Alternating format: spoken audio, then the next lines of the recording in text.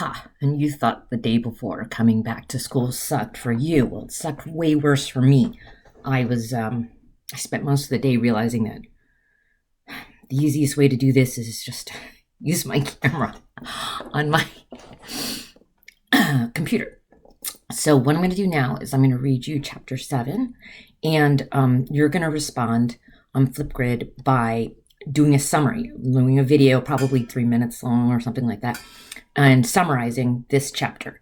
So you remember that when you do that, you need to tell me what the setting is, tell me which characters are involved in this chapter, describe them a little bit, because you're assuming that the viewer has not read any of the other chapters, and then tell the main important events of this chapter. Not every event, but the main important events. Okay?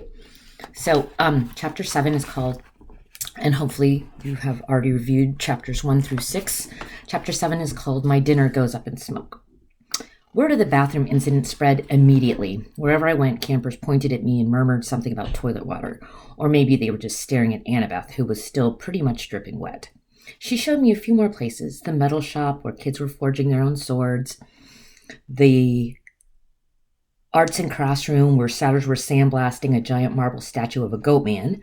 And the climbing wall, which consisted of 2 facing walls that shook violently, dropped boulders, sprayed lava, and clashed together if you didn't get up to the top fast enough. Finally, we returned to the canoeing lake, where the trail led back to the cabins. I've got training to do, Annabeth said flatly. Dinner's at 7:30. Just follow your cabin in to the mess hall. Annabeth, I'm sorry about the toilets. Whatever. It wasn't my fault. She looked at me skeptically, and I realized it was my fault. I'd made water shoot out of the bathroom fixtures. I didn't understand how, but the toilets had responded to me. I'd become one with the plumbing. You need to talk to the Oracle, Annabeth said. Who? Not who. What? The Oracle. I'll ask Chiron. I stared into the lake, wishing someone would give me a straight answer for once. I wasn't expecting anybody to be looking back at me from the bottom, so my heart skipped a beat when I noticed 2 teenage girls sitting cross-legged at the base of the pier, about 20 feet below. They wore blue jeans and shimmering green t-shirts, and their brown hair floated loose around their shoulders as minnows darted in and out. They smiled and waved as if I were a long-lost friend. I didn't know what else to do. I waved back. Don't encourage them, Annabeth warned. Naiads are terrible flirts. Naiads? I repeated, feeling completely overwhelmed. That's it. I want to go home now. Annabeth frowned. Don't you get it, Percy? You are home. This is the only safe place on Earth for kids like us. You mean mentally disturbed kids. I mean not human. Not totally human anyways. Half human. Half human and half what? I think you know. I didn't want to admit it, but I was afraid I did. I felt a tingling in my limbs, a sensation I sometimes got when my mom talked about my dad. God, I said. Half God. Annabeth nodded. Your father isn't dead, Percy. He's one of the Olympians. That's crazy. Is it? What's the most common things gods did in the old stories? They ran around falling in love with humans and having kids with them. Do you think they've changed their habits in the last few millennia? But those are just, I almost said myths again. Then I remembered Chiron's warning that in 2,000 years I might be considered a myth. But if all the kids here are half-gods, demigods, Annabeth said, that's the official term, or half-bloods, then who's your dad? Her hands tightened around the pier railing. I got the feeling I trespassed on a sensitive subject. My dad is a professor at West Point, she said. I haven't seen him since I was very small. He teaches American history. He's human? What? You assume it has to be a male god who finds the human female attractive? How sexist is that? Who's your mom, then? Cabin 6.